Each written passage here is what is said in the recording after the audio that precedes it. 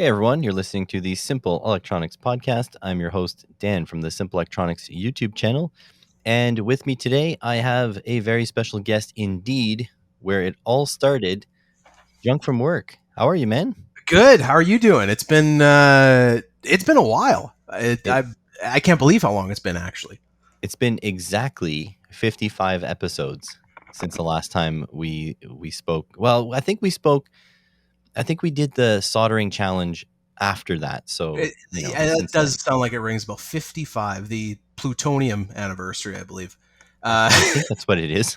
Well, if it isn't, the way things are going, maybe later in the year, it will be a plutonium Yeah, anniversary. exactly. We're gonna get prepared, get our tolerance up. I think that's how that works. Yeah, I think so. Look, in case my viewers have forgotten who you are, can you just tell us a little bit about you? Okay. Well, I had a YouTube channel. I still have some videos up. I'm a mechanic from Canada, Northern Canada, BC, and made some YouTube videos doing stuff with cars and electronics. And now I'm just kind of a guy who hangs out and doesn't really post a whole lot of videos right now. That's totally fine, but I do want to run something by you.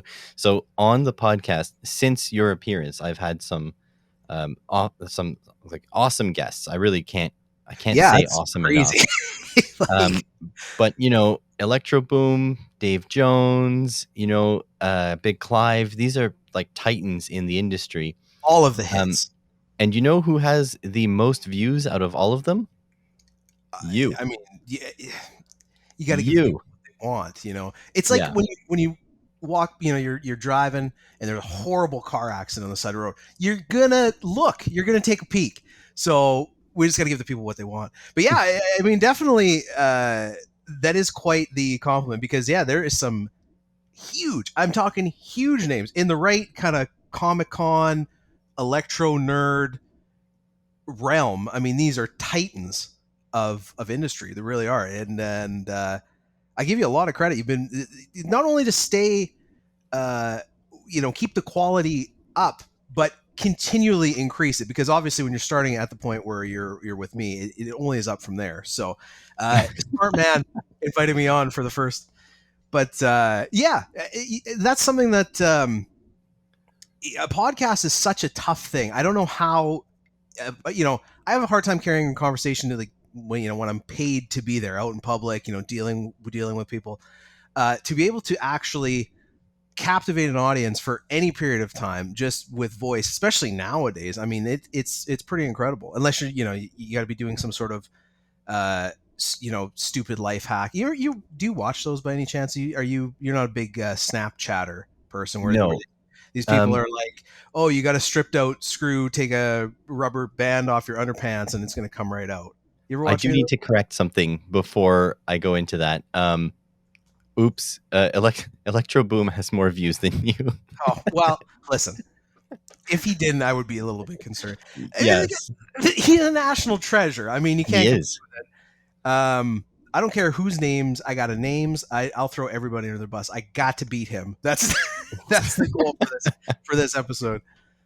Um, Um, yeah, he's got 80, about 9,100 views in total, 9,100 ish, and you have 4,600. But you are by far like the closest to I him. definitely more.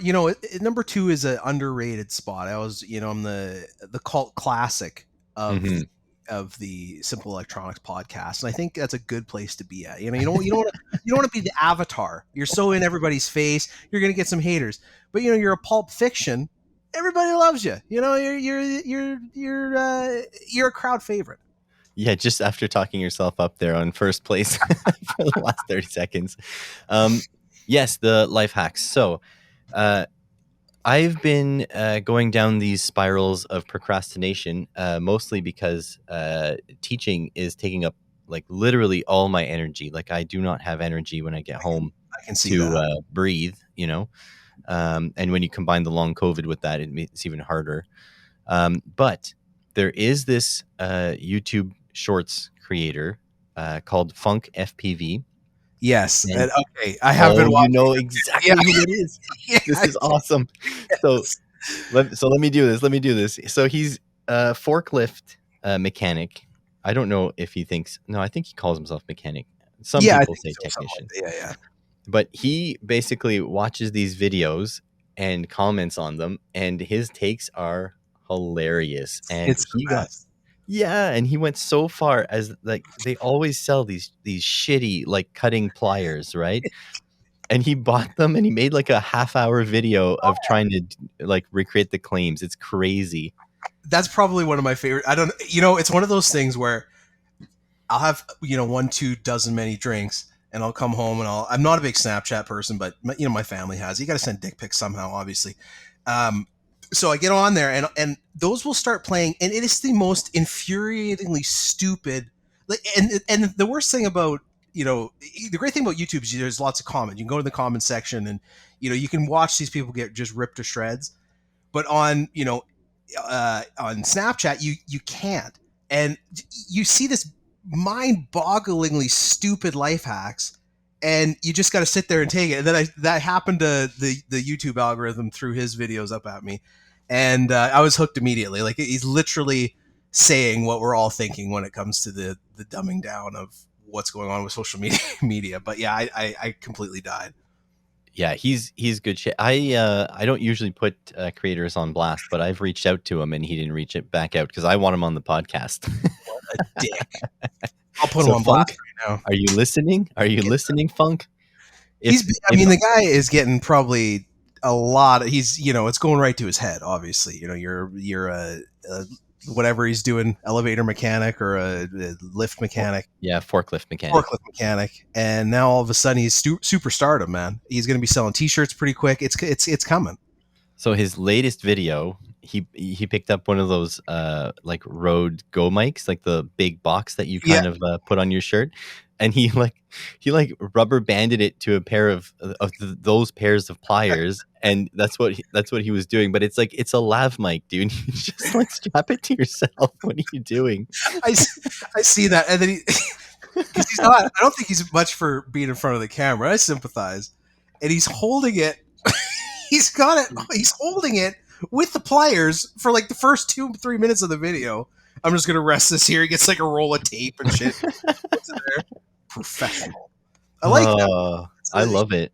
It doesn't work on any other social media platform. YouTube's the only social media platform that encourages that level of novice. Yeah. And honestly, I'm all for it. More tradespeople want to get into YouTube because, like, honestly, one of my favorite non-electronics YouTuber is South Main Auto and Oh yeah. Eric O over there. He's some level of brilliant, and I love how he calls himself not intelligent all the time. He's like, "Oh, I don't know. I just do this for a living." The But it's guy like is scary smart. Like he is. it's unbelievable. He's actually a big reason why I decided to get into the trade. Or, before I was a mechanic, before I had any formal training, what do you do? Just like every other problem in life, you go on YouTube, you search it up, and I see these videos, the same guy, and I start searching him out and seeking him out because it's pretty easy to tell he obviously knows what he's doing. And consistently, I'd say present company excluded, obviously, that's probably been the most. I've watched more of his videos over the last. I've been on YouTube since 2011. The last decade than probably any other content creator out there, including Linus Tech, the big channels. His process is so.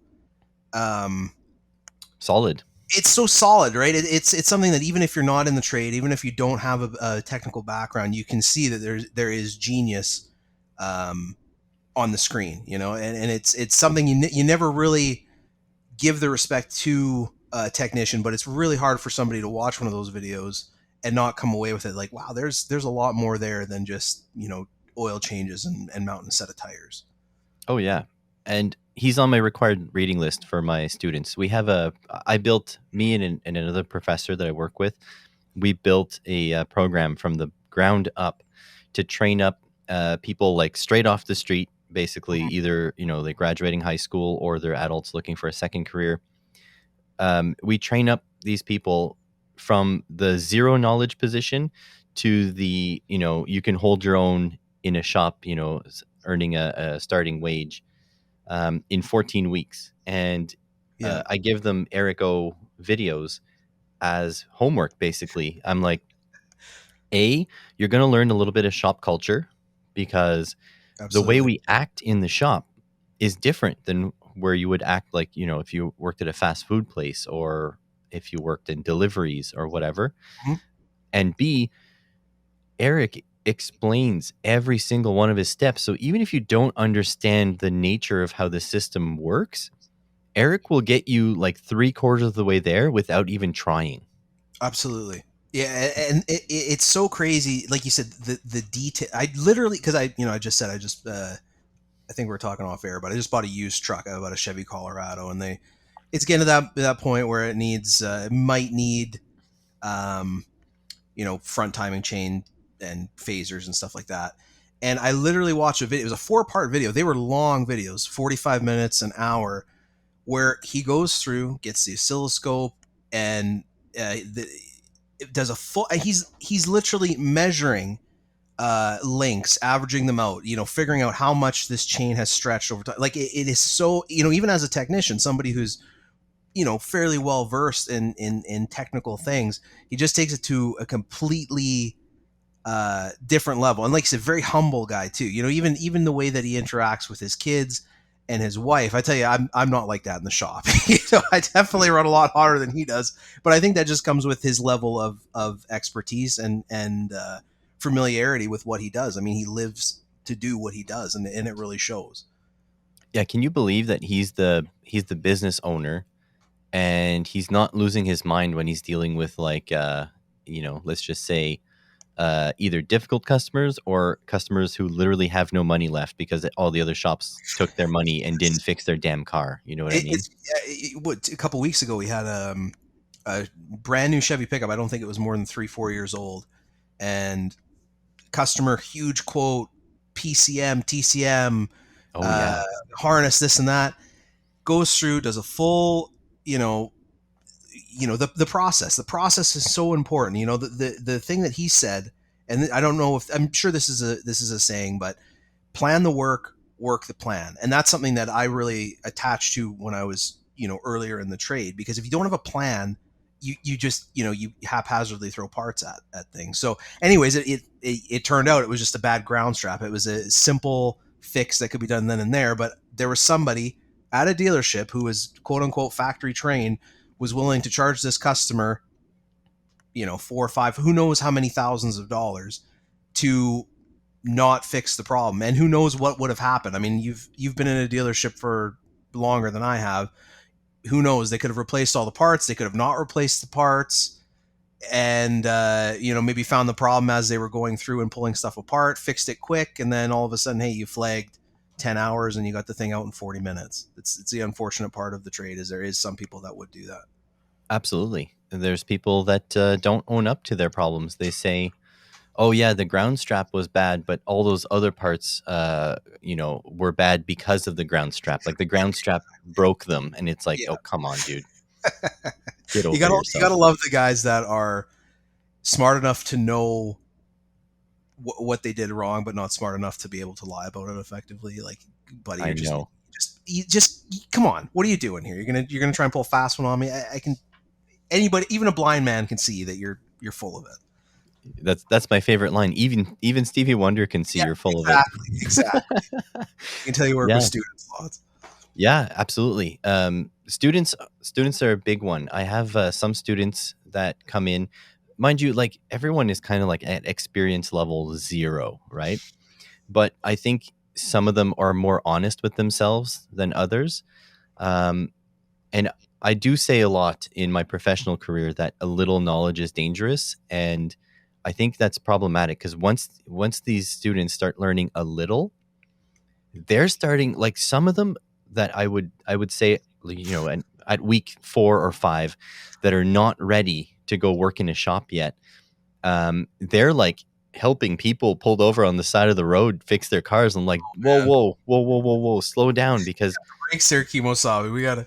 yeah, like calm down, because there's big liability involved, and there's like, it's good that you're trying to help, but at the same time we need to tone down your tone yourself down a little bit, because the thing is, they try to explain to me what their rationale is and how I'm probably wrong, but I'm like, man, like, I have broken more bolts than you've seen, my friend. Like, Yeah.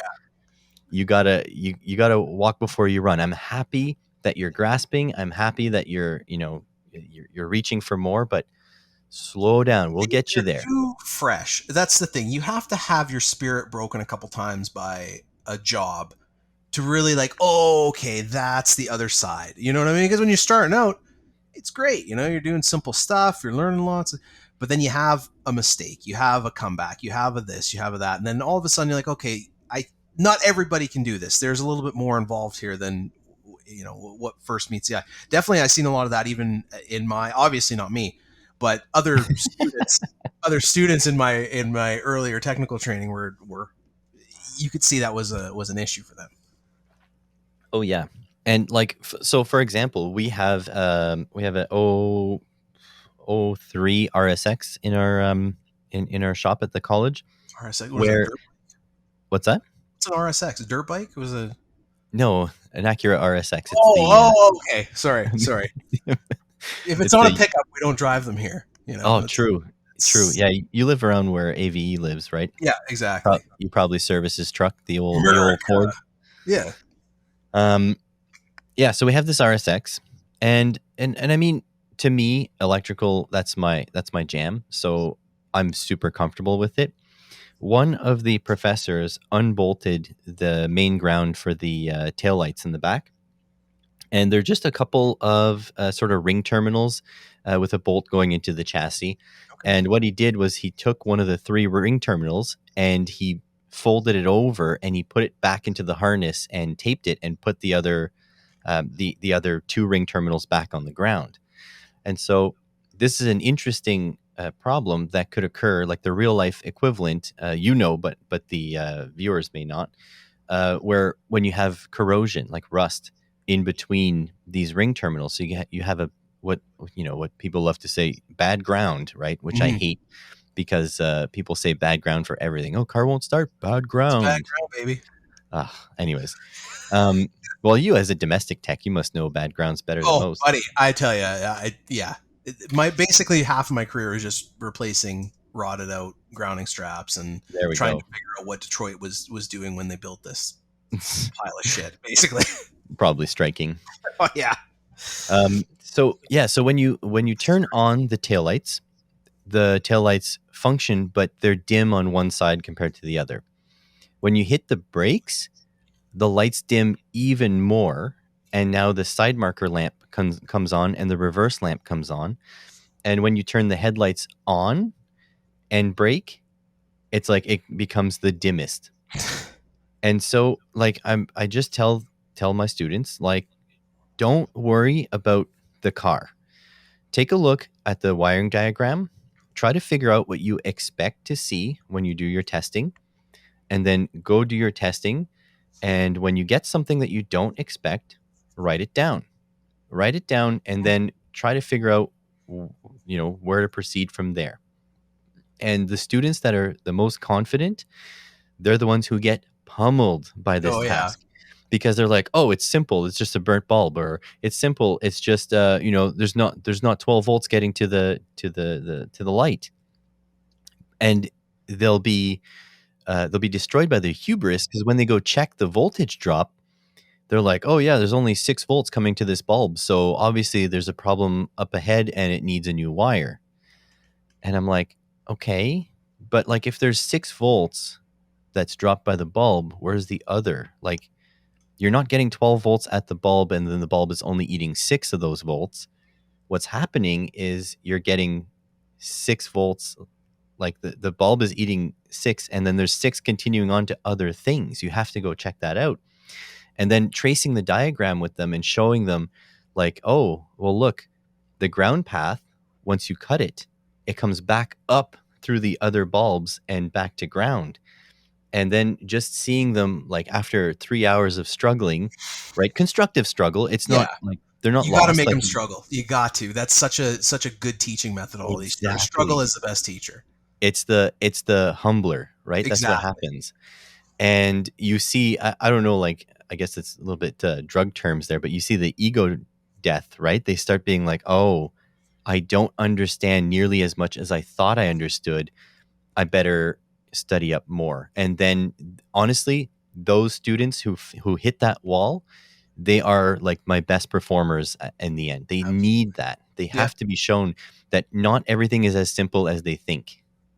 It's so much easier in a classroom to have that too, right? Because teachers that don't have that, have that more hermetically sealed, this is what the book is saying, this is it.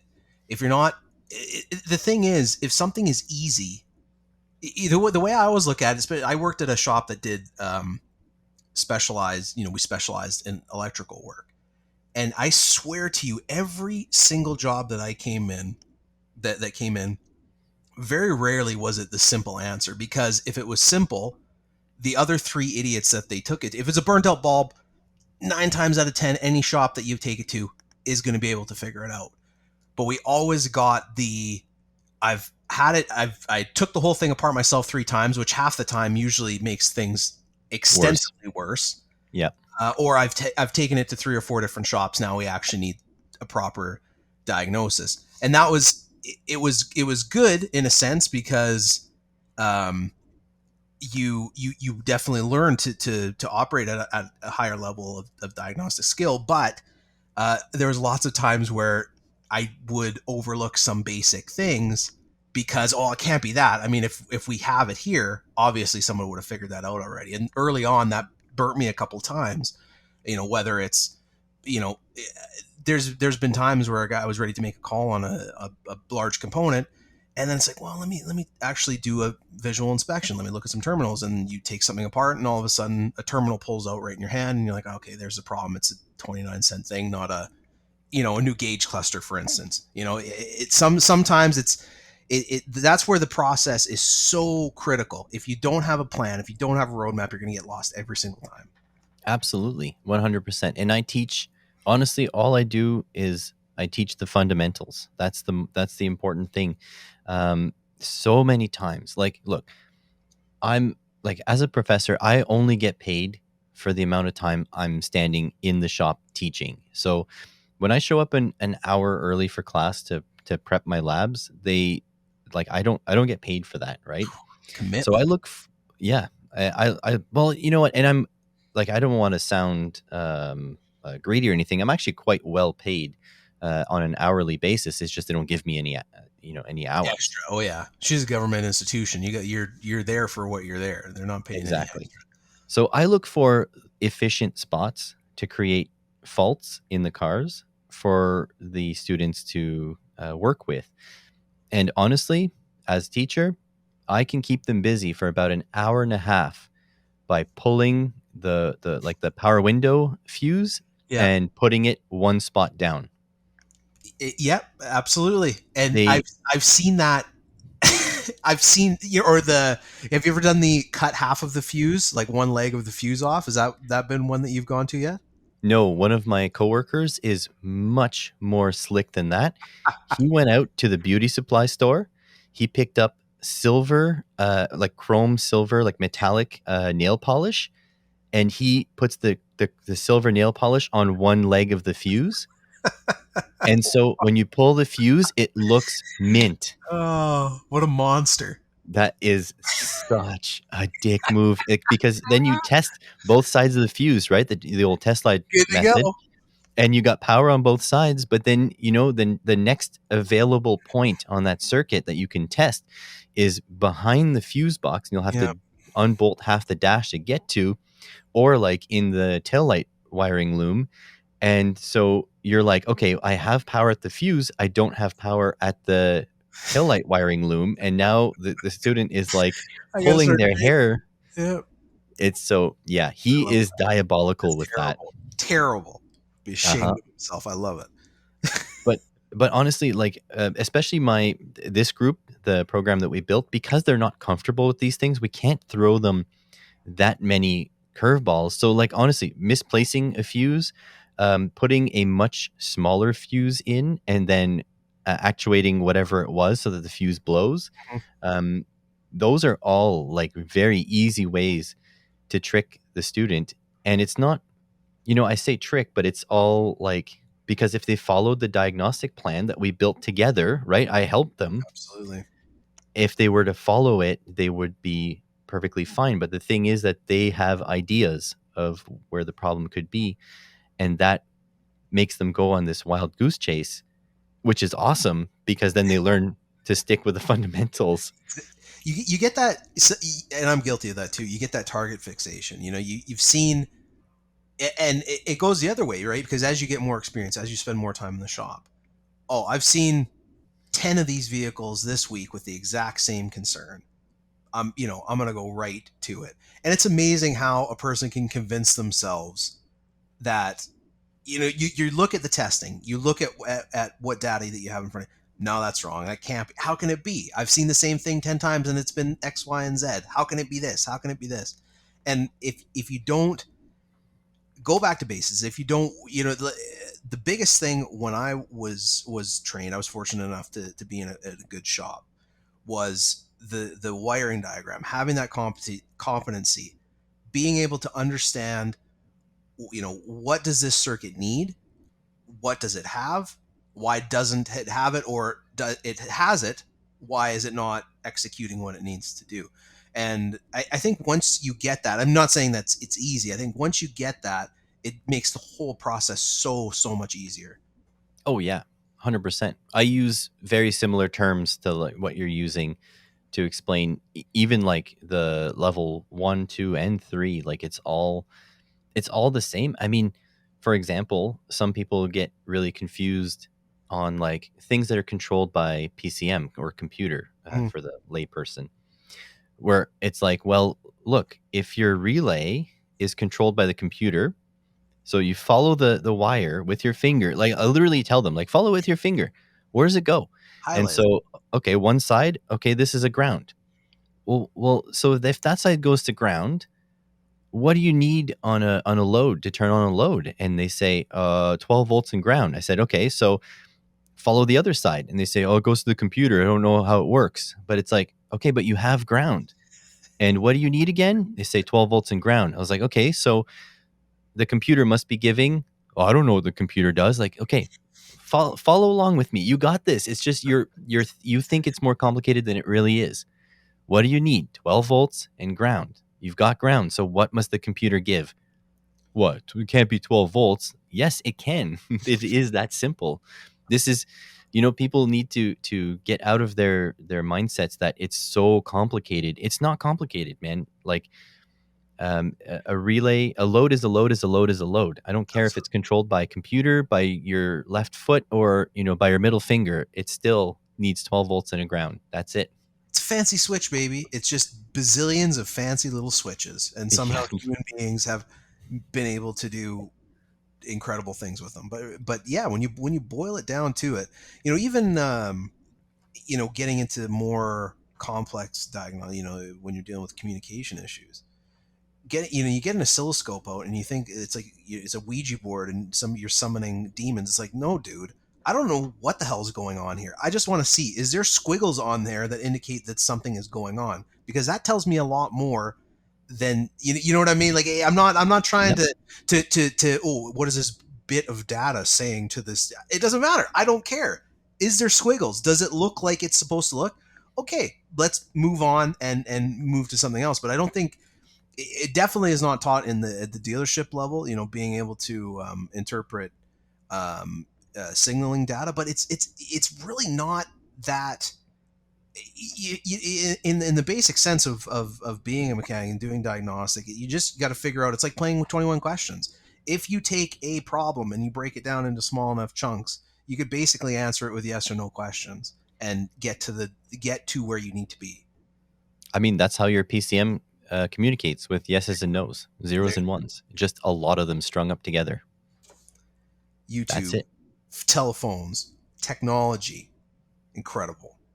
Yeah, all made from compressing little bits of sand with impurities. Isn't that It's crazy? wild, man. There is.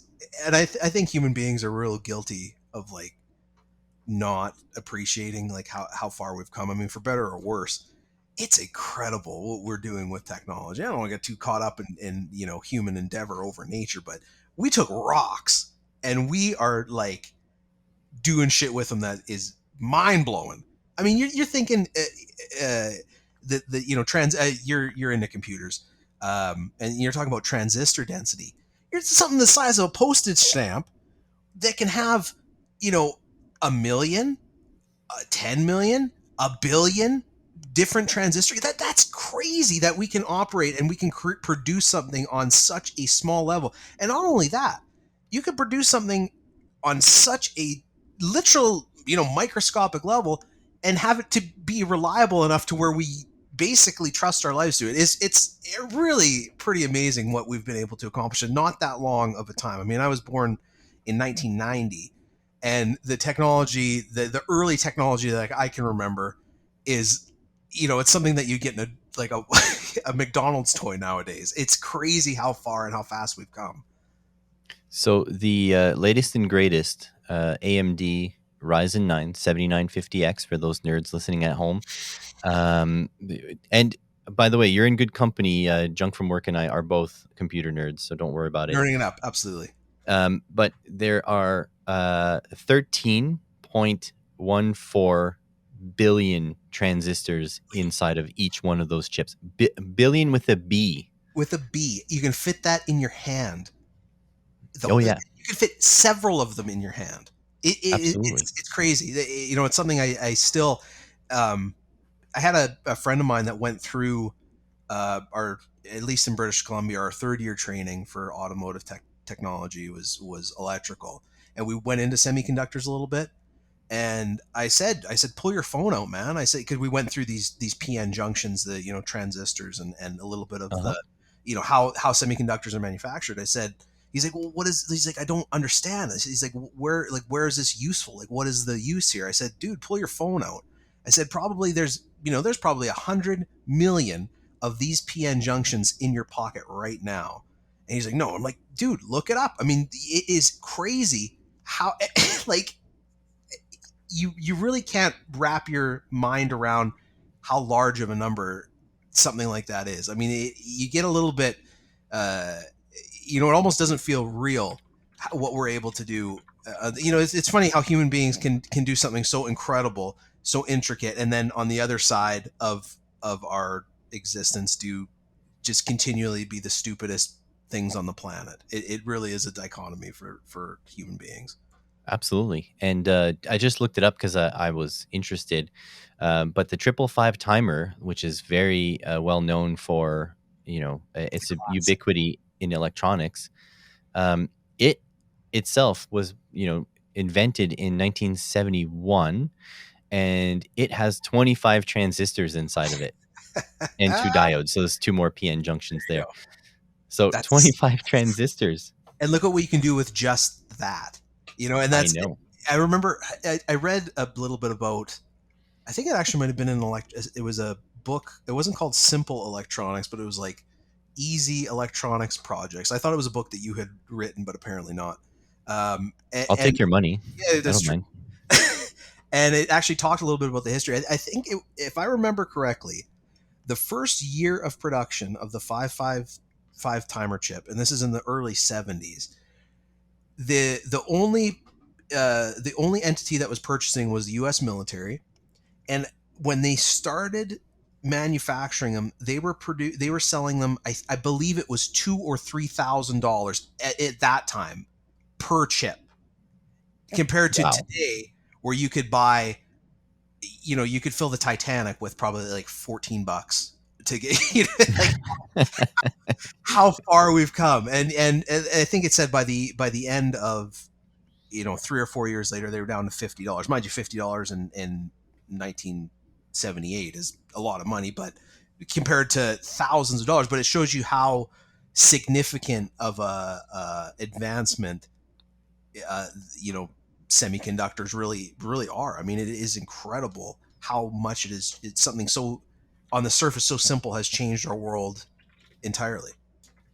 Oh, Oh, 100%. And I feel so left out because I'm like, well, because I've had this like goal of learning programming and learning some electronics engineering on my own, and it's sad because I just don't have the time or energy like when I have to try to support myself. So These young punk kids, they got it so good. They I can learn all know. the electrical engineering that they want. They have no idea what it is. I would love to go back to school for it. I don't know if I have the aptitude for it these days. I feel like my brain is like mush these days. It's probably only because I'm not getting any much sleep because of work, but I don't know, man. You got to I be something wish. special and that industry changes so quick. It is Oh amazing yeah, to think like somebody wakes up, pours himself a cup of coffee. I'm gonna have some porridge this morning, and then I'm gonna go into work and design something that has a billion transistors in it. Somebody out there right now is living your dream. I know. Lots of people. I mean, I live in Ottawa. We graduate a ton of engineers here. Mind you, they don't work here I anymore go right to because the states. Yeah, absolutely. The brain drain yeah, well, seems. they go work elsewhere. I don't know about the States, but definitely not in Ottawa because Yeah, Ottawa used to be a tech hub, but BlackBerry's gone and Corel used to be up here. Does Corel still exist? I don't even know. the like the dishes that don't shatter. I don't even know what Corel is. Corel, like you've never heard of Corel WordPerfect or Corel Draw? Oh yeah, that's right. That's whew, somebody's showing their age. Yeah, yeah. Although I'm not that much older than you. You were born in 1990. I'm an 88 baby. That's those 2 years though were Those were significant years, yeah. significant years. Yeah, so I mean there used to be tech up here. I think the only thing that I know that's big here is do you ever play RimWorld, the game? Uh, no, I haven't. There's some low Do you hanging fruit there that I'm going to leave. No, I feel I've heard of it, but I don't. It's like an open world deal sort of? with Yeah. people doing stuff that It's a involves it's a like. fantastic game. I would check it out if I were you. It's an indie game, but it's one of those indie games that are often quoted as some of the best games of all I time. only play indie games. Yeah, what is it? RimWorld? RimWorld, yeah. I'm sure I've Uh, heard of it actually. so the developer uh, is an Ottawan. I think that's what we call ourselves. He lives in Ottawa, and so one of the branches of his game studio is here. So, but I actually other had than that, man, my Steam wish list. I didn't know what you were talking about. Okay, yeah, I see what you're saying. yeah. So other than that, Ottawa is just the city that fun forgot because Montreal being so close and Toronto being reasonably close, Tough to be Ottawa with gets Montreal. forgotten. Yeah, those strip clubs. I think it was on CBC radio. Believe it or not, it's something that I do listen to occasionally when I'm in a dentist's office. They were talking about Canada because we've had such a, I guess we'll put it odd, uh, real estate bubble for the last like 2 decades. They're saying that a lot of industries. It was they gave an example. There was a gentleman, I guess, of Asian descent, and he wanted to open a factory to produce noodles in Canada. And he went to 3 or 4 banks, and they literally didn't have the underwriting ability, the skill to look at his business plan, and because obviously needed funding, and they weren't able to fund it. Let's throw a number. Let's say it was $10 million. The expert that he had on, they were talking to, said if he was looking to do a $10 million real estate development project, it would have been immediately approved with no issues. And I think that's something that uh, I've seen personally is that the economy in Canada is so driven by our strong housing market that we kind of forgot how to make things and how to build value outside of our homes. It's such a weird um, something that's just so innocuous is like where you sleep at night has now become this huge booming business in this country, and I think it does take away a lot of the innovation that you're talking about, especially in bigger bigger centers. How can I go to Vancouver to try and make it in tech? You got to make $200,000 a year to live in a shoebox down there. There's no way that you can attract people that are creative thinkers or risk takers or somebody that's starting from ground zero, because they just can't make it in a lot of these bigger cities where they have the opportunity to um, to interact with people that might be able to take it to the next level, whether it's education, technology, etc. It is interesting how our the diverseness in the Canadian economy has really been, or I feel, at least I feel anyways, has been eroded over the past couple decades. I agree. And just for the viewers listening, when Junk from Work says you need to have $200,000 to live in a shoebox, um, he means to rent a shoebox. My apologies. Yeah, you're not There's buying a no, shoebox for yeah, 200,000. there's no way you're gonna buy even like a 500 square foot condo with a $200,000 salary Not a in chance. Vancouver. Yeah. There's no way. You'd be house poor. It's a beautiful city, but for me, it's just definitely something that I actually had a friend of mine who moved down there. I actually moved to a larger center for about a year. I ended up moving back for a lot of the same reasons. But anyways, he was living in Vancouver, and he ended up coming back to northern British Columbia. And one thing that he took away, he's like, I can't believe how hard people have to work just to survive. He's like everybody's happy because they have no time to think about anything other than work and going home. I guess he's like, there's no free time. There's nothing. You're in your mid 30s and you have to live with four other people to be able to live in a city. I don't know. For me, it ain't worth it. I'm just gonna wring my hands of it, and then a couple of times a year I'll go down and visit. But yeah, it's really tough. I have a lot of sympathy for people that are trying to make it, normal working stiffs like you and I, to go make it in pretty well any large city in Canada right now is really, really tough. Absolutely. And you know what? I wouldn't even consider myself a working stiff anymore. I'm trying to organize my life to work more, to work fewer hours, but more towards what I want to work on versus what I don't want to. They've asked me a couple times to come back full time at the shop, but I'm like, you know what? I'm not interested. Good for you. I love it. I our mm, how much could I say without it being considered? Is it slander when you say something, or is it libel? Whatever. Um, Say as much as you want to me. I have yeah. literally. So, but management is, first of all, they're saying that they've been looking to hire for the last 6 months or so. And I say, you know what? I get emails all the freaking time with job offers.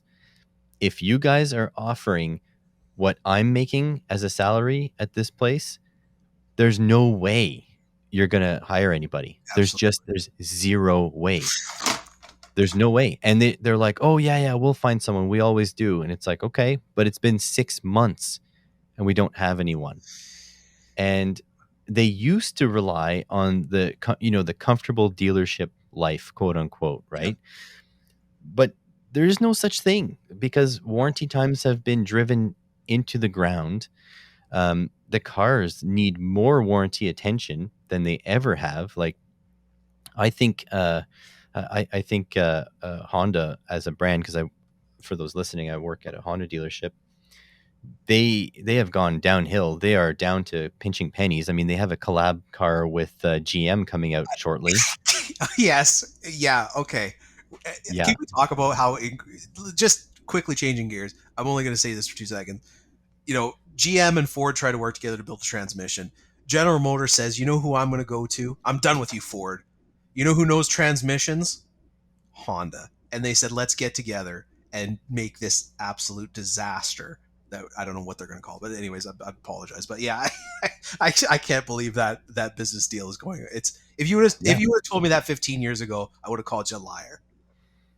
Well, that's to me, it's just as silly as the world's foremost engine manufacturer teaming up with the world's foremost transmission manufacturer, making a car that uses the engine from the transmission people and the transmission from the engine people. What is wrong with I you? don't know. I I thought it was like, looking at the calendar. No, it's not April Fool's. Did I get hit in the head? Like, what, am I concussed? And apparently, it is actually a thing that they're doing. I used to be a big General Motors fan growing up, but just like most things, it's I don't know. Hopefully, these Chinese cars are good because Yeah, what me we too. I have right hope now, so I too. don't. Things are getting pretty bad. But just to be clear, you're talking about the GM and Honda thing. I'm talking about the freaking BRZ and FRS. Oh yeah, yeah, yeah. Literally, Subaru makes the best four-wheel drive transmissions that you could ever think of, and Toyota makes the most reliable engines. And for whatever reason, they're using a Toyota transmission with a Subaru engine.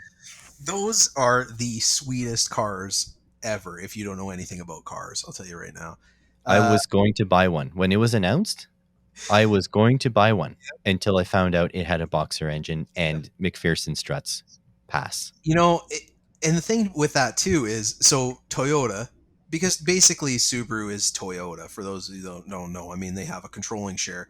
The majority of even the service information now is very similar. But um, one thing that always used to piss us off, because I don't know, I'm assuming you're dealing with does Honda, do they use a single set of injectors for their direct injection system, or they have two? No single. I think the dual, I think, is only Toyota for the moment. Ford uses it on their EcoBoost actually. Oh, there we go. They have Okay. two So Ford's incredibly. doing something of the same I was century as yeah, we're in. yeah, exactly. They came into the still everything solid axle. But anyway, Okay. the only, so the Toyota, it's the basic, the 2.5 liter that's in every other Subaru just about. But Toyota put in a second set of injectors because Subaru has been dealing with carbon issues. Because Whoa, whoa, whoa, whoa. you know, Everybody has. everybody's been dealing with carbon issues, and yeah, Toyota would not license the technology to put it on the rest of the line. So there, if you do get a BRZ, you're getting that one that's the best Subaru engine going because it was uh, fixed by Toyota. I'm willing to look past the fact that it has a Subaru engine instead of like some, I don't know, just like a Camry 3.5 would have been amazing in that car. But they say it's like supposed to be this handling track car and they're using McPherson strut. Come on, man. Short, long arm me, bro. I'm ready for it. Everybody's, that's what I always say. I have a T-shirt that says that. Do you really? No, I don't. Okay, The because trunk, there are some t-shirts like that. I would So imagine. I would imagine the trunks also leak like a bastard. Just FYI, they had a lot of issues where they were coming full of Japanese rainwater. So I look, don't man, I work at Honda, so and I cut my teeth lubricating seals on Del Sols. So don't tell me about water leaks. Sols. Yeah, the import manufacturer. But yeah, Honda, I don't know, man. Honda has really, I They feel crap that the bed. they've really changed a lot. Yeah, I'm not really too blown away by their engine offerings and things like that. They've basically become a bloated North American manufacturer now, Well, that's essentially. because most of the car is North American. Exactly. The 17 Up Civic, the whole undercarriage. Now, don't I guess I should say this with a, in my opinion, it just looks like the whole undercarriage is a Magna International part. So it's the exact same, like control arms and knuckles and struts and shocks and stuff like that that Mazda and Ford have been using since like the Protege 5 or whatever. Absolute Um, garbage. so I believe it's just a prefab, in the same way you get a prefab home. Yeah, I believe Honda's like, yeah, this is the Civic. This is how much it weighs. This is how sporty we want it. You got something, and Magna International's got, I got you, fam. we got So it. same brakes, same like same compound in the pads. I don't know if you remember from your Ford days, the rear rotors would rust to crap all the time. Well, in 2017, our Hondas got Ford brake problems because they're using Classic. the same brake pads. We had to do a service update and throw all those brake pads away because they're junk. Now, okay, I'm gonna throw in, because I saw this. And I don't know if it's anecdotal or if it's, so, because we were the only Subaru dealership in within like a 600 700 kilometer radius. We got pretty well every Subaru and for the most part import coming through our doors. Did you find that the JDM vehicles, the Japanese built vehicles, the vehicles that were sold in Japan for their age, were in significantly better shape than their supposedly identical North American counterparts? We I didn't get to see a lot of Japanese domestic JDM, market vehicles. at least with Subaru, for some reason, and it could be the mentality. I mean, I got a lot of respect for the Japanese people. They are incredible. You know, they're probably down there waxing and buffing their frame rails, but you get like, you know, an early 2000s Forester XT that was imported from Japan.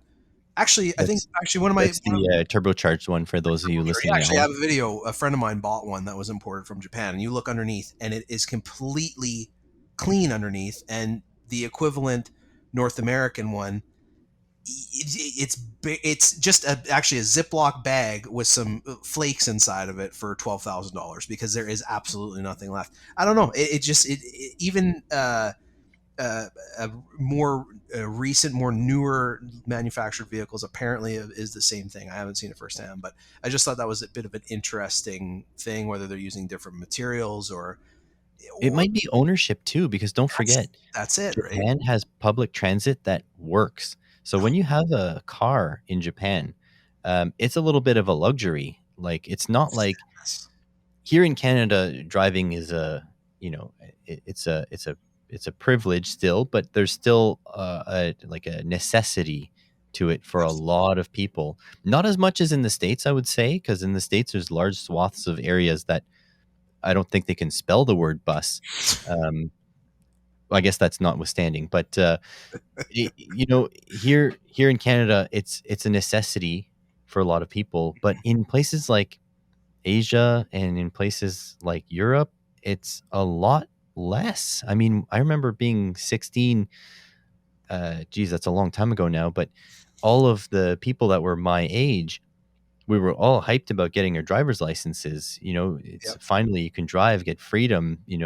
But it's not like that everywhere around the world. I'm pretty sure. I'm kind of envious of it, actually, to be honest with you. Actually, I went to Europe for the first time since the last time we spoke, actually, and it was definitely the relationship with the thing that really blew me away I was in Greece, actually, and North America is really not that much older than the automobile. You know what I mean? It is, but it really we haven't really been going at it hard, you know, since the vehicle was a part of our culture, or, you know, what we are, and we've basically designed our whole world around the automobile. And you go to Europe, you know, I was in Greece, and it's the complete opposite. They lived for hundreds of years in you know, a normal civilized world that would be recognizable to us today without a vehicle. And now, you know, obviously times change, and they're trying to play catch up, right? They're trying to um, make it work in cities that were never designed to. And it really, you know, it kind of, in a way, like I'm not a big fan of driving, even, to be honest with you. Like I could take it or leave it. I find it's, you know, even vehicle ownership, it's like, oh great, and I got to spend how much for this piece of crap that's going to let me down. It would be Buy an old Volvo. yeah, exactly, I guess, if you can find them. It'd be so refreshing to have some options, you know, and that's one thing I wish that we had in this country, but I just, it's not tenable. I don't think we ever see that in Canada. No, I don't think so either. And there's knock-on effects because the fact is sometimes I get cars into my bay with like the wheel bearings just falling out of her, and people are like, I'm sorry, I can only afford the oil change, maybe I'll come back after payday, but I need my car to work. And they just drive off Oh yeah, with and they're among us. yeah. They drive beside your grandma on the highway, these people. And I I'm a big believer in personal responsibility, but at the same time, I do know that there are some social factors to that. If you can't afford, if your car breaks down and you can't feed your family because of it, that is a societal problem more so than a personal problem. Hmm. Yeah, We it's have a bus system here. I know because I pay freaking property taxes, and it's something like, let's say, 2/5 of the property taxes I pay go to our freaking transit system, which blows. empty all the time and it completely sucks. Yeah, it is. It's real chicken and the egg type of scenario. I think I think the a lot of the ride sharing services and stuff like that are getting a little bit more popular, a way of leveraging technology. I think is a really good option for especially people that are living in cities. They're having a hard time making it as is. But I think that we'll see a lot more of that in the future, where a vehicle, in that scenario where somebody's, there's no emotional attachment. It's not like they're a delivery driver. I mean, it's a tool to get them from point A to point B. It's the old saying, "Smart money rents," right? So to have that easily, I can pick it up, I can use it for when I need it, and I don't have to deal with any of the headaches associated with it. I think is a good thing. I think actually electric vehicles will help um, that model work a lot better as well. Dude, I'm so ready to stop going to the gas stations. It's annoying. It's first okay, first of all, people listening, if you don't live in a cold climate, you don't understand. Let me just put it that way. You Yeah. do not understand. -40, wind blowing, and you gotta pump gas, and it's so Do you have cold. your loyalty card? No, not my loyalty card. Nobody's collected air miles since 1993. Cancel, cancel, cancel. I'm wearing gloves for God's sakes. I can barely use this. Yeah. Oh, that's definitely striking a chord. There's Yep, nothing worse. Nothing. yep. And the thing is, all you freedom lovers, in one form or another, if you like self-reliance, what about freaking solar panels? You got a roof, you can fill it with solar panels, you can charge your car for free. The modern EVs, electric vehicles, you can even power your house in the case of a power outage from your car. If you want independence, you want to not have to rely on anybody else. That means that you want green energy, you want electric cars, trust me. Dave Jones was actually basically he's driving a solar powered car. He's talked about that lots. He's quite a He is. advocate for solar. I think it's I'm one of the few people in my industry, anyways. Not a lot of people are very pro electric car. I think and we talked about this because I generally am a little bit more conservative, I would say, than you. But Definitely. the one thing, like, not that long ago, I think California just passed the legislation that they want to ban sales of gasoline powered vehicles. Was it 2030 or 2035? Something like, I think they're 2030 and we're in Canada. I think it's 2035. 2035, right? And you know, you can talk to your blue in the face whether you're pro or against that, but the thing that I would have liked to see, and I talked about this, is if they're wanting to pass legislation, pass something that's more consumer focused. And I'll give you an example. Instead of, we're going to say, okay, you have to drive an electric vehicle by this time, XYZ. They need to get all the manufacturers on the same page of, this is the form factor that we are going to use. We're going to use this type of technology. We're going to use these type of cells.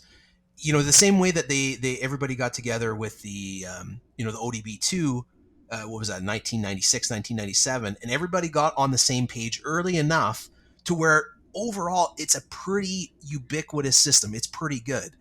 The big fear that I have with electric vehicles is that technology is going to be changing, especially now with we're still very, very early in our adaptation of the technology. You're going to see a lot of incremental improvements, and I'm a little bit worried about future availability for components, and um, and maybe a little bit of backwards compatibility. Whereas I think right now we need to look at how can we create a, whether it's a cell or a technology or however we want to do it, that works for the industry as a whole, and we can advance it all together, as opposed to one company is going to go this direction, one company is going to go that direction. Because at the end of the day, the reality is it's better for everybody if we're all working together to drive the technology forward.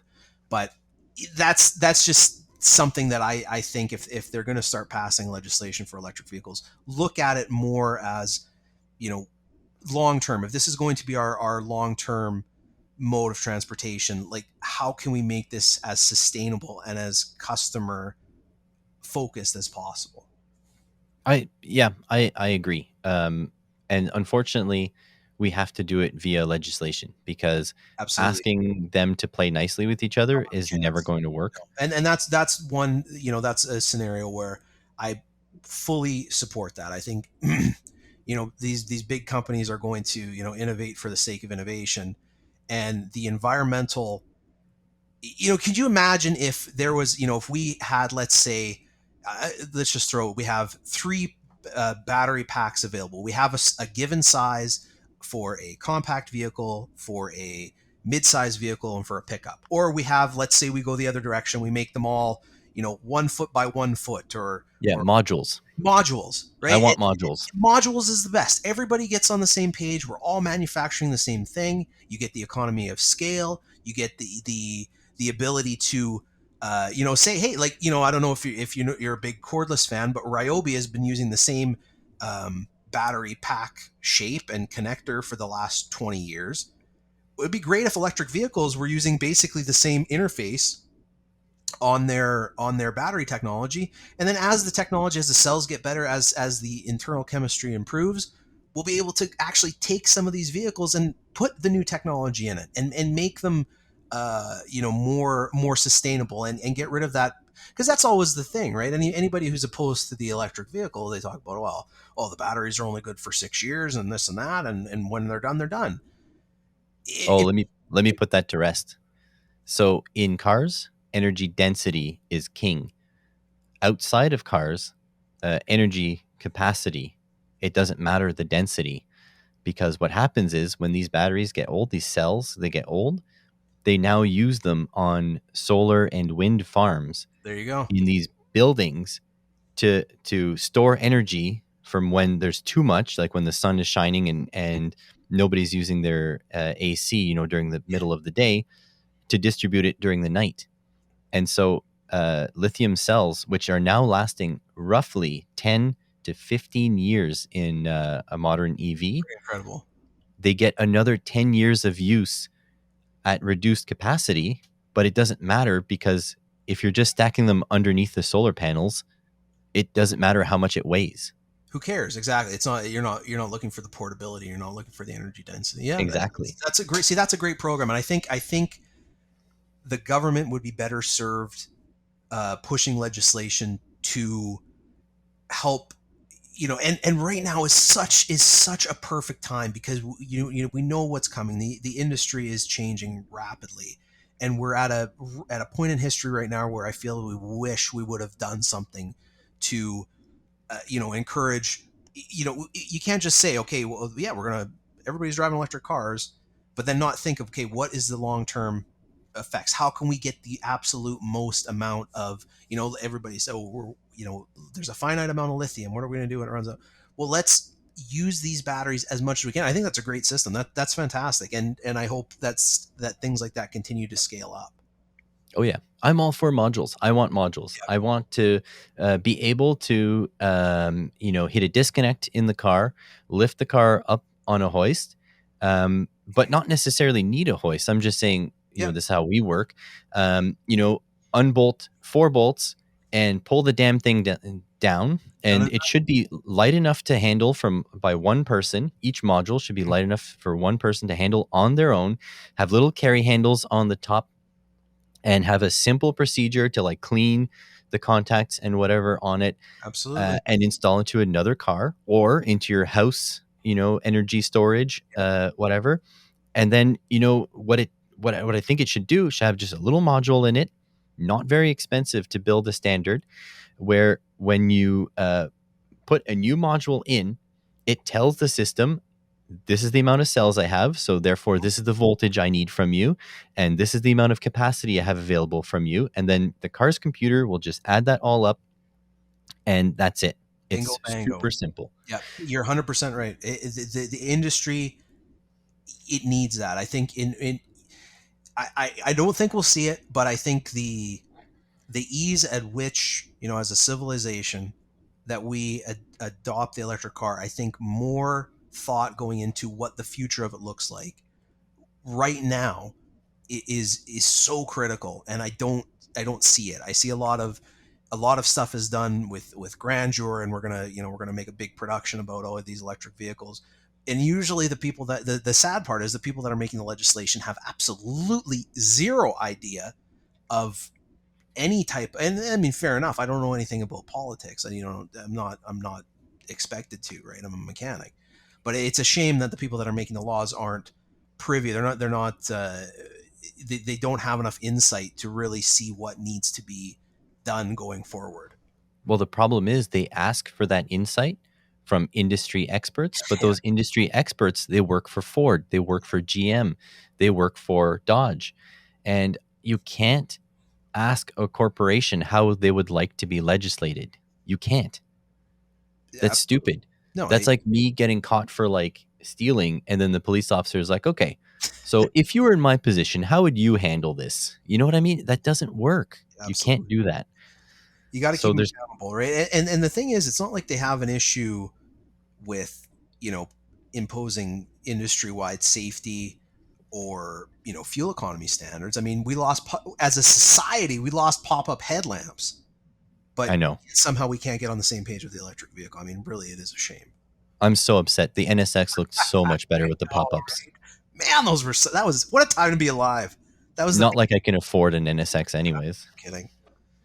Dude, I know we've been ranting a little bit. I just want to talk about something sad before we end. When I was young, so young buck loving the Honda product, right?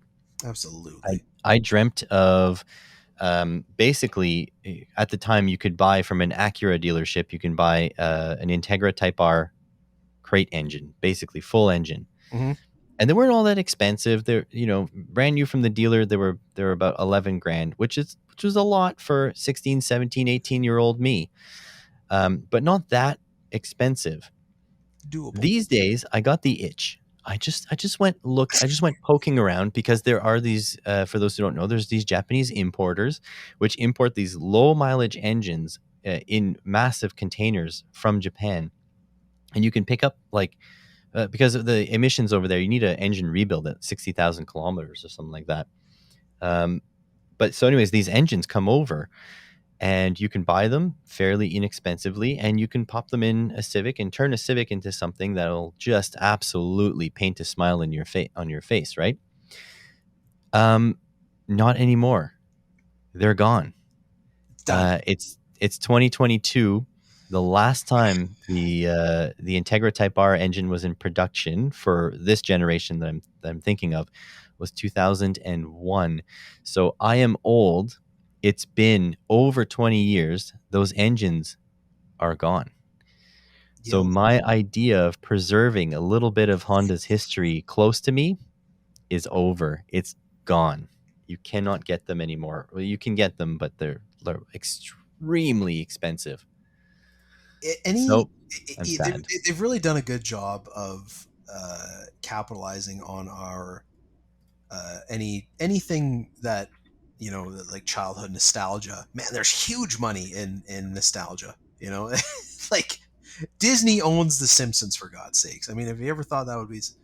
But yeah, even the now all of a sudden everybody's realizing that a lot of these '90s Japanese import vehicles, your NSXs, your I mean, name them, right, your Nissan Skylines, they've all been completely, it's crazy, you cannot touch them. The No. market is so skewed, and if you do find one, the thing has been chopped up and cut up and Oh completely yeah. destroyed. If you own one, if you're out there and you own a classic or somewhat classic '90s 2000s Japanese sports car, for the love of God, for everything that's holy, leave it alone. Do not And do anything to it. insure it very well. Yes. Go get it appraised because you'll be surprised. I'd say an Integra Type R imported from like a 98 spec imported from Japan, so right hand drive, sitting in Canada, licensed, plated, everything. you're probably looking at 50 G's. Holy smokes! Yeah, no kidding. Hey, frack! You can buy Yeah. a car for that. Yeah. Yeah, So that's wild. it's expensive. The S2000s, not even the imported ones Yep, from Japan. They're like 25 grand and yep. up, and they have like 300,000 kilometers at this point. At that price point, it is ridiculous. I mean, my little CRX, I wish I could tell you what it's worth because I haven't seen one for sale on the used on like Kijiji or Craigslist. I haven't seen one for sale for like the last 3 years. I Yeah. don't even know what it's worth. It's like priceless at this point. And I think too, as we go forward, like even the novelty of a manual transmission vehicle, people are willing to pay because you really they're getting super difficult to find now. And you think now in 15, 20 years time when you know traditional gasoline powered vehicles are more of a novelty. They're not really what we're buying and using every day. What these vehicles are going to be worth, right? Like a Hemi Cuda compared to a modern electric vehicle, it literally may as well be a spaceship. It's it's so different. It's such a different motoring experience than what we deal with every day. So I have here, okay, I found in Montreal, okay, Always in a Montreal. CRX. Okay, What's that? it's always in Montreal. They always get the I know. more I don't know why. So this is a CRX. What year? What year? 91 CRX. So mine is a 89. Same. Vintage. Yeah. Um, it has aftermarket hood with hood pins. It's Oh yeah, got I, aftermarket rims. There's I'm not a single picturing it straight right now. panel. What's that? I'm picturing it right now, baby. Spray canned, Oh yeah. exhaust Oh, let off. you know what? We have the technology. I'm just sending you the link in the chat there. Um, so it has a Integra GSR engine, right? It's With the color that I imagined it. the so Ah. so it's been beat, Oh right? man, Um, poor thing. and yeah, it's been beat to hell, and he wants 10 G's for it. 500 Mm, bucks? No. yeah, What? Yeah, dude, they don't exist. that's That's and crazy. it's rusty. Yeah. There's got no carpet. There's no interior in it. The seats are like been chewed up Oh and spat back man, out. he's got the high flow intake, cold air intake though, and the high flow cat, which means he just took a sawzall to everything. Yeah, Beautiful car, really. It's a shame what he's done to it. Oh man, yeah. I used to love these. Oh, And so mine is an 89. It's Phoenix yellow. It's the original color. Sunroof works, everything. It's American, so it has 43,000 miles on it. That's it. retirement plan, baby. So yeah, I mean at this point, I'm probably gonna have to sell it. I We'll don't have much choice at this for an point. But STI. That's it, man. At some point you got to say like, well, hey, listen, I got bills. Like, it's a sweet car, but damn. so here's a clean one here, modified, but in a way that I would say is tastefully modified. Oh yeah, that's a good Um, one. 17G. Wow. 17,000 Canadian pesos. 100,000 kilometers. Man, those Honda's engines, the little Honda engines. Well, it has a Type R engine, so the engine I was telling you is unobtainium at this point. Titanium, yep. It has that engine in it, which was a super common swap. I'd drive the hell Because out of that thing. yeah, you strap CRX weighs 1,500 pounds, and then you put a 200 horsepower engine in it, all motor. It's no surprise that it goes like stink, man. The chassis was only designed. The highest output engine available for that car was 160 horsepower. Uh, so today, modern equivalent. Let's say you wanted to have a similar driving experience to this. You can't really do it. You're gonna get close. What would Um, you say is the closest modern day equivalent to an early 90s Japanese sports car? You maybe just more in general terms. so I think in terms of quickness, you're gonna get close with the modern day like Golf R. just quickness. But Yeah, I guess, but this is but a sensation, you know? yeah, the sensation is completely off, right? Because these cars, first of all, they are screamers. They make no power up until higher up in the RPM range. And if you happen to have one of them in their EcoBox trim, so the non SI, you're not making any power at all. But it's a little go-kart. So the car, I don't know how to explain this to a non-car person, so you're going to understand, but maybe the viewers won't.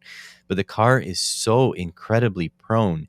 You feel you feel every detail in the road.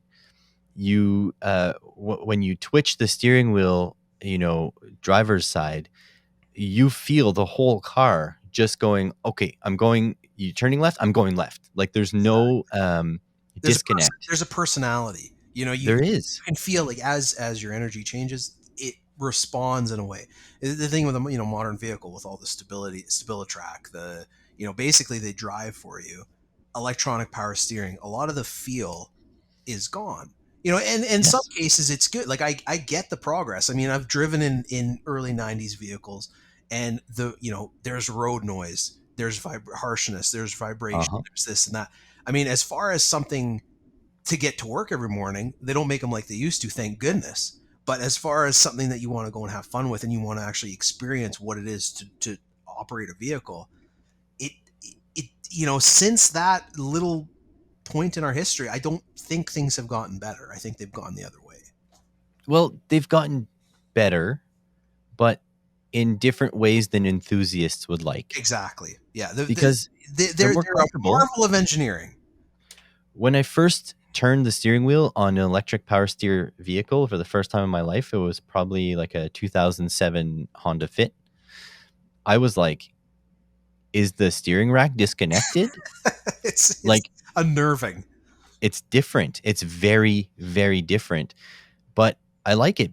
But the thing is, at the time, I was driving a manual rack Civic. I had a Civic with no power steering at all, and I was, driving in these regular hydraulic power steering cars in my bay to work on, and then all of a sudden, I do a PDI on a Fit, and I'm like, what in the name Yep. is this? Like, I was showing people in the like the other guys in the shop. I was like, oh my god, I can turn this with my pinky because it is that different. Yeah. Oh my god. Someone's selling a DC Sports ceramic header. Okay, I used to lust after these in high school, but they called it a vintage DC Sports Yep. ceramic header. Oh, no, Get I'm your final old. record out, buddy, and start VTeching your ass around town, because guess what? It Yeah. sneaks up on a guy, I tell you. Yeah, that CRX is still in my garage because there's lack of funding to basically insure it and put it on the road. But when I put it on the road, the plan is to get vintage plates, Oh, because vintage plates you get a little bit less. You pay a little bit less for your plates, and you get a couple other little benefits. But the biggest benefit for me is to go to car meets with the vintage plates and get all the muscle guys all upset. They're like, "Oh, that's not vintage." That's my favorite. that guess what? Yeah, I feel, I don't know if it's just me, maybe the circles I roll in, but I feel that nowadays, it's when growing up, it's like, oh, you like a Honda? Like what? People could not wrap their heads around. Like, yeah, they're fun. Like it's different way of making power. It's not like they're slow cars. You don't need to have 6, 7, 10 liters of displacement to get a vehicle to go quickly. There's different ways of doing it. I think now, yeah, those guys still exist, but I think there's a little bit, the car community, I think as a whole, has kind of accepted these cars as like, yeah, you know what, they actually were something pretty special. Absolutely. And you know what? Even I gave this example today. One of my students was talking about automotive technology, and I was like, in the 80s, Ford had a 5-liter engine, which produced 186 horsepower.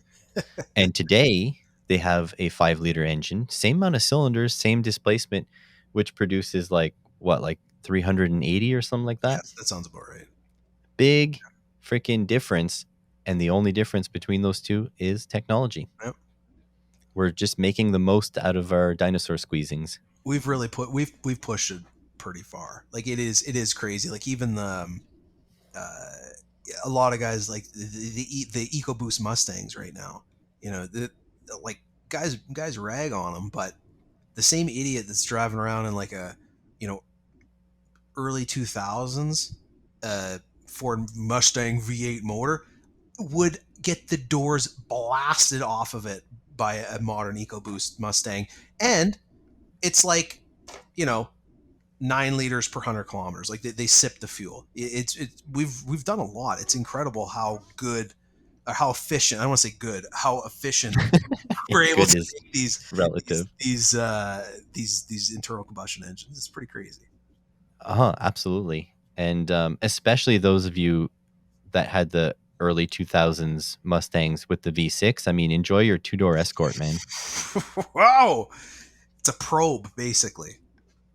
I was joking because one of my colleagues at work brought in his friend's Supra, so it had a non-turbocharged inline six, and I said, "Oh, I didn't know they made the Camrys in two door."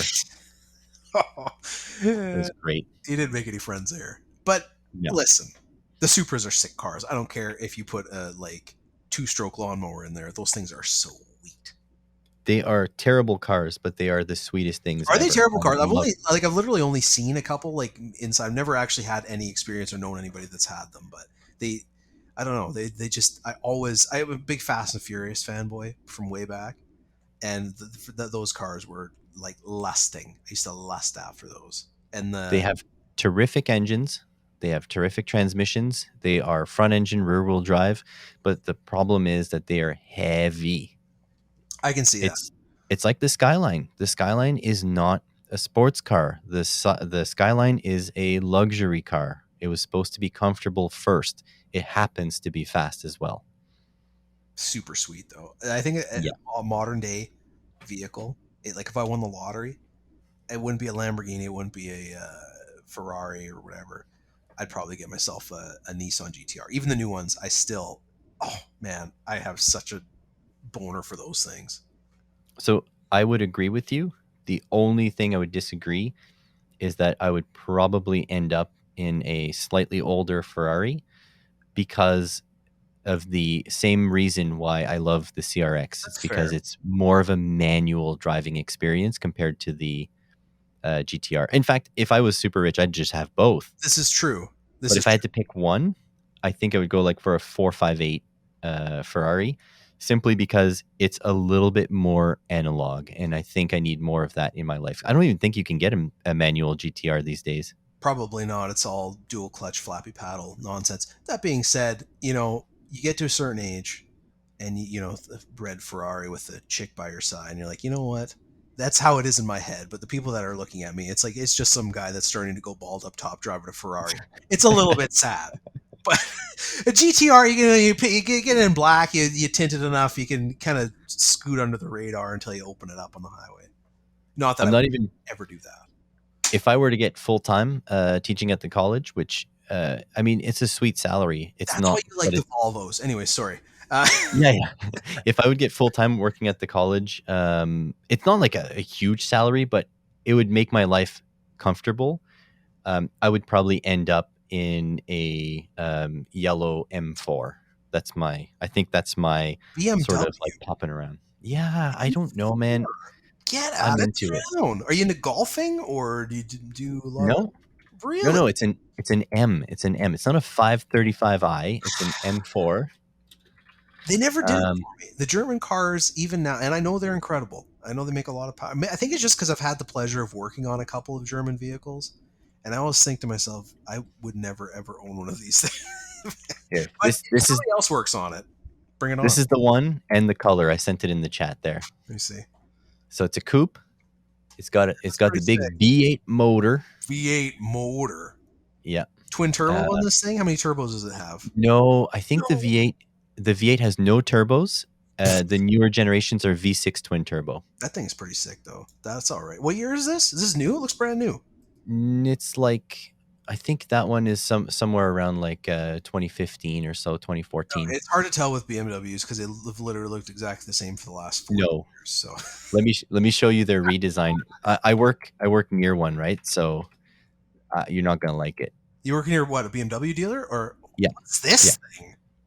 Look at the nostrils on It's that. like a Maserati had a love child with like the new Supra, and then the whole thing is just dressed up in like a some sort of safety orange yellow. Yeah, There, the I'm new Supra not a fan of is this a actually. the new Supra is a Z4. You know that, right? Is that what that? Yeah, it is, right? It is. Is it similar DNA to this? Because it almost in silhouette looks very similar to this, but yeah, it's I don't know, not my flavor. Definitely the other one is a little like that looks like the older one looks like a usable car. Like you can drive this thing around, you know. You can, yeah, it's in lime mustard gold Yeah, paint. Obviously, you know when I you love that. I teak your love that Ferrari up color. in that. This thing is, I don't know, not for me. Ho- Honda has a mustard yellow. The Civic SIR came in mustard yellow too, and that's what I would drive. But now they're all gone. They're all rusted. So I mean, they don't exist anymore. Color of They rust. Yeah. But it's either this or a black on black M5, basically. Never in a million years would you have struck me as a BMW guy, but you know, I guess you're a teacher now. You know, Well, you're settling into your tweed vest, your smoking I jacket, it's a tweed vest and it's got elbow patches. Yes. corncob pipe of some sort.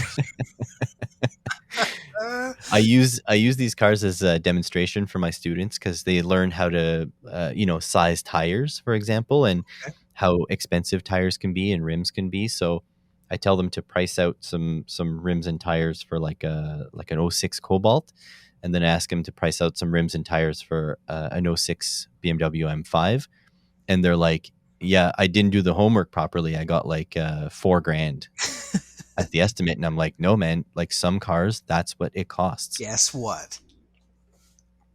Yeah, They have no idea. tires are They have crazy. They are Yeah. insane. It's too much. Yeah, but I mean, I think the M5 uses let's see, I think it's 335 40 R20. It's a big boy. Like not a big Yeah, boy in that sense, but she's a thickster, if you will. I think. definitely. And those brakes barely fit inside. I don't know. Like Yeah. the problem with BMW, like there's so much. Like I guess maybe if you take the badge off of it, you don't tell anybody that you drive a BMW.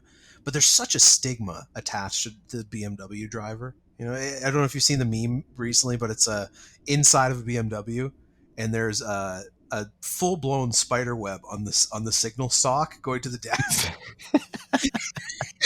and it was literally like nailed it. Like, of course, it's a BMW that's gonna have.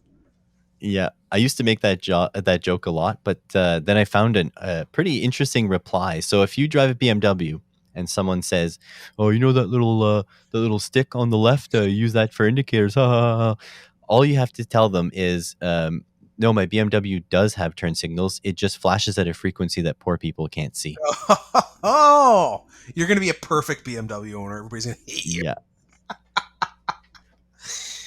But anyways, I think we should wrap it up. Absolutely. Listen, thank you so much for coming and hang out. Usually I send people to watch people's videos and stuff. Do you still want people to go to your channel? Or is that no longer I'm junk from hanging work? out. I'm doing stuff. I might post some videos down the road. We'll see. I do the plan on doing the occasional live stream. So if they want to head over there, if not, maybe just let's plug South Main Auto.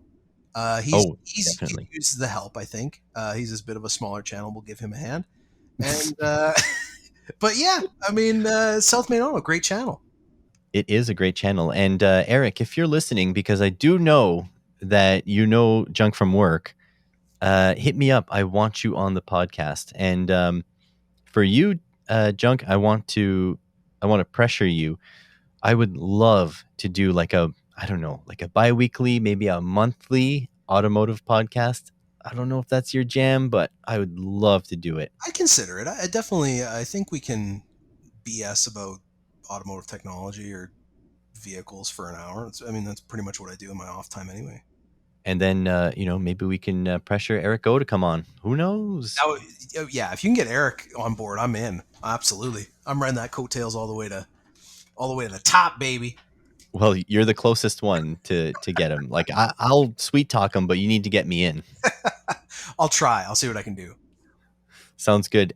So guys, go check out South Main. even though I'm not chatting with Erico today.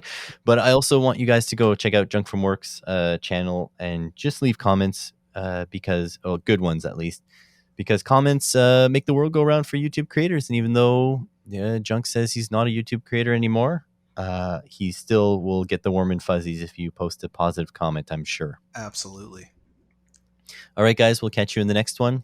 Thanks for listening. Thanks for having me.